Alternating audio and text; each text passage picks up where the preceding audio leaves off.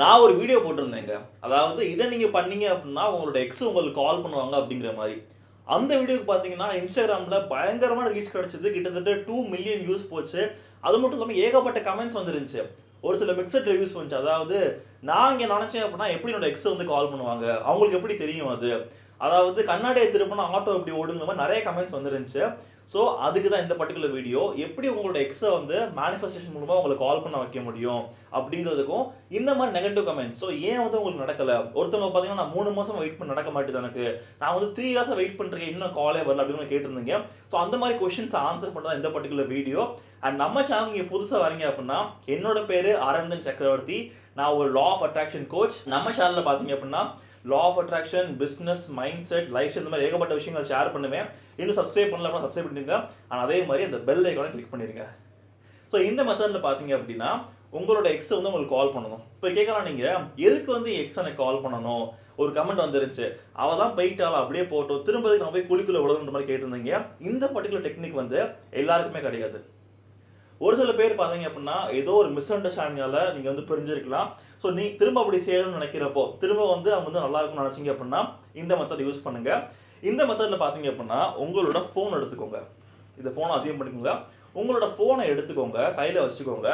இப்போ வந்து கண்ணை மூடித்து விஷுவலைஸ் பண்ணுங்க. அதாவது உங்களோட எக்ஸிட் வந்து கால் வர மாதிரி அவங்களோட பேரோட உங்கள் ஃபோன் வந்து ரிங் ஆகுது. கண்ணை மூடி விஷுவலைஸ் பண்ணுங்க. அண்ட் ரிங்டோன் அடிக்குது. அதுக்கப்புறம் காலை பிக் பண்ணி வந்து ஆன்சர் பண்ணுறீங்க. அவங்களோட வாய்ஸ் கேட்குது. அவங்க வாய்ஸ் கேட்குறப்ப எப்படி நீங்கள் ஃபீல் பண்ணுவீங்க அந்த மாதிரி ரொம்ப துல்லியமாக விஷுவலைஸ் பண்ணுங்க. உங்களோட எல்லா சென்ஸையும் யூஸ் பண்ணி விஷுவலைஸ் பண்ணுங்க.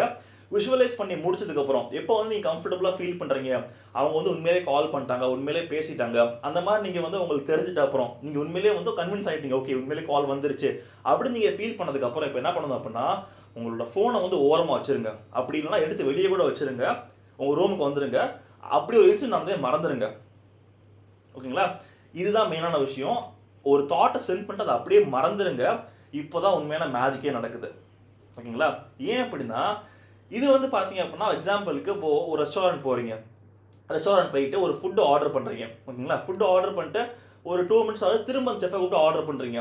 ஃபுட்டு திரும்ப வேணும், திரும்ப வேணும், திரும்ப வேணும். அப்போ நீங்கள் திரும்ப திரும்ப திரும்ப அப்படி ஆர்டர் பண்ணிட்டே இருந்தீங்க அப்படின்னா அது செஃப்பை தான் இன்னும் வந்து ப்ரெஷர் பண்ணும். அதுக்கு பதிலாக ஒன்ஸ் நீங்கள் ஆர்டர் பண்ணிட்டீங்க அப்படின்னா அது ரெடியாக டைம் எடுக்கும்னு சொல்லிட்டு வெயிட் பண்ணுங்க. அது 10 நிமிஷம் ஆகலாம், 30 மினிட்ஸ் ஆகலாம், இட் டிபெண்ட்ஸ். அதை வெயிட் பண்ணுங்க. ஆனால் நீங்கள் ஆர்டர் பண்ணுறது ஒன்ஸ் தான் இருக்கணும். அதே மாதிரி தான் யூனிவர்ஸ்ட்டாக ஒன்று வேணும்னு நீங்கள் கேட்குறப்போ ஒரு தாட் நீங்கள் சென்ட் பண்ணிட்டீங்க அப்படின்னா ஓகே இது வேணும் அவ்வளோதான். அதுக்கப்புறம் அதை அப்படியே மறந்துடுங்க. உங்களோட வேலை நீங்கள் பார்க்க ஆரம்பிங்க. கண்டிப்பாக அது மேனிஃபெஸ்ட் ஆகும். அதை விட்டுட்டு ஒரு கமெண்ட் வந்துருச்சு, நான் 3 மாசமா வெயிட் பண்ணுறேன், 6 மாதம் வெயிட் பண்ணுறேன், ஒருத்தர் நான் 3 வருஷமா வெயிட் பண்ணிருக்கேன், எனக்கே நடக்கலன்னு கேட்டாங்க. நான் சொல்கிறேன் இன்னும் ஒரு 10 வருஷம் நடக்கவே நடக்காது. ஏன் அப்படின்னா அப்படி வந்து ஏன் ஆகலையா வெயிட் பண்ணிட்டே இருக்கிறப்போ அது வந்து நடக்குமா நடக்காதா, கால் இப்போ வருமா அப்போ வருமா எப்போ வரும், இந்த மாதிரி நீங்கள் வெயிட் பண்ணிருக்கிறப்போ உங்களுக்கே ஒரு டவுட் வருது, இது உண்மையே நடக்குமா நடக்காதா. அப்போது அது நடக்கும் அப்படிங்கிற செல்ஃப் பிலீஃப் வந்து உங்களுக்கே இல்லாமல் போயிடுது. ஓகேங்களா? அப்போ மொதல் விஷயம் ஒரு இன்டென்ட் செட் பண்ணிட்டீங்க, ஒரு தாட் வந்துருச்சு அப்படின்னா அதை அப்படியே மறந்துட்டு உங்கள் வேலையை பார்க்க ஆரம்பிச்சிருங்க. அது கண்டிப்பாக மேனிஃபெஸ்ட் ஆகும். ஸோ இந்த டெக்னிக்கை பொறுத்த வரைக்கும் உங்களுக்கு கால் வந்து பார்த்தீங்க அப்படின்னா அன்னைக்குள்ளே வர சான்ஸ் வந்து அதிகமாக இருக்குது. ஓகேங்களா? அப்போ மொதல் விஷயம் ஒரு தாட் நீங்கள் செட் பண்ணிட்டீங்க, ஒரு இன்டென்ட் போயிடுச்சு அப்படின்னா அதை அப்படியே மறந்துடுங்க. கண்டிப்பாக அது மேனிஃபெஸ்ட் ஆகும். இது ஏன்னு கேட்டிங்க அப்படின்னா இது மொத்த யூனிவர்ஸ்லேயே பார்த்தீங்க அப்படின்னா எல்லாமே எனர்ஜி தான். இப்போது எக்ஸாம்பிளுக்கு நம்மகிட்ட பார்த்தீங்கன்னா 5 சென்ஸ் இருக்குது. அதாவது seeing, smelling, tasting, hearing, touching. இந்த 5 சென்ஸ் இருக்கு. ஆனால் வவ்வாலுக்கு பார்த்தீங்க அப்படின்னா எக்கோ லொகேஷன் இருக்கும். அதாவது கண்ணு தெரியாது, சவுண்டு மூலமாக தான் அதை வந்து கேட்டு ட்ராவல் பண்ணும். அப்போது எனக்கு எக்கோ லொகேஷன் இல்லை அப்படிங்கிறதுக்காக எக்கோ லொகேஷன் ஒன்று இல்லவே இல்லை ஆயிடாது. அதே மாதிரி தான் நமக்கு பின்னாடி நம்மளால் ஆக்சஸ் பண்ண முடியாத சென்ஸ் வந்து ஏகப்பட்ட விஷயங்கள் இருக்குது.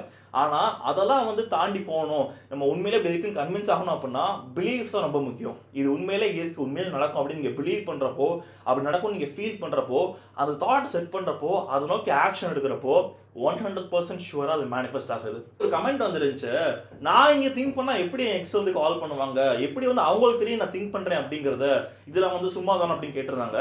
ஆக்சுவலி எல்லாருக்குமே வந்து காமனாக போய் புரியணும், எல்லாருமே அண்டர்ஸ்டாண்ட் பண்ணணும் அப்படிங்கிறதுக்காக நான் மேனிஃபெஸ்டேஷன்ற வேர்டை யூஸ் பண்ணியிருந்தேன். இந்த மெத்தடுக்கு பேர் பார்த்தீங்க அப்படின்னா டெலிபதி. அதாவது நான் வந்து அவங்களை கூப்பிட்டு அவங்களுக்கு கால் பண்ணி சொல்கிறதோ இல்லை வந்து அவங்க கூட கம்யூனிகேட் பண்ணுறதோ இல்லை வந்து கண்ணை காட்டி கம்யூனிகேட் பண்ணுறதுக்கோ பதிலாக வந்து என்னோட தாட்ஸ் யூஸ் பண்ணி கம்யூனிகேட் பண்ணுறதுக்கு பேர் டெலிபதி. அதாவது ஹியூமன் பிரெயின் வந்து பாத்தீங்க அப்படின்னா நம்ம மட்டும் திங்க் பண்றது மட்டும் இல்லாம அது வந்து ஒரு சென்டிங் அண்ட் ரிசீவிங் ஒரு ஸ்டேஷனாகவும் இருக்குன்னு சொல்றாங்க. அதாவது இந்த டெலிபதி அப்படிங்கறத வந்து ESP எக்ஸ்ட்ரா சென்சாரி பர்செப்ஷன் சொல்றாங்க. எப்படின்னு கேட்டீங்க அப்படின்னா இந்த புக்ல இந்த சில்வா மைண்ட் கண்ட்ரோல் புக்ல வந்து பாத்தீங்க அப்படின்னா தாட்ஸ் எப்படி ஒர்க் ஆகுது, தாட்ஸோட பவர்லாம் என்ன, தாட்டை யூஸ் பண்ணி எப்படி பாடியை வந்து ஹீல் பண்ண முடியும் அப்படிங்கிற மாதிரி விஷயங்கள் ரொம்ப சூப்பரா சொல்லியிருப்பாங்க. ஸோ இந்த மெத்தட் ட்ரை பண்ணி பாருங்க. உங்களோட எக்ஸாம் திரும்ப கால் பண்ணாங்க அப்படின்னா உங்களோட ஸ்டோரியை வந்து கமெண்ட்ல போடுங்க. அண்ட் உங்களுக்கு உங்களோட ரீசெண்டாக வந்து பிரேக்கப் பண்ண ஃப்ரெண்டுக்கு வந்து இந்த வீடியோ வந்து மறக்காம ஷேர் பண்ணுங்க.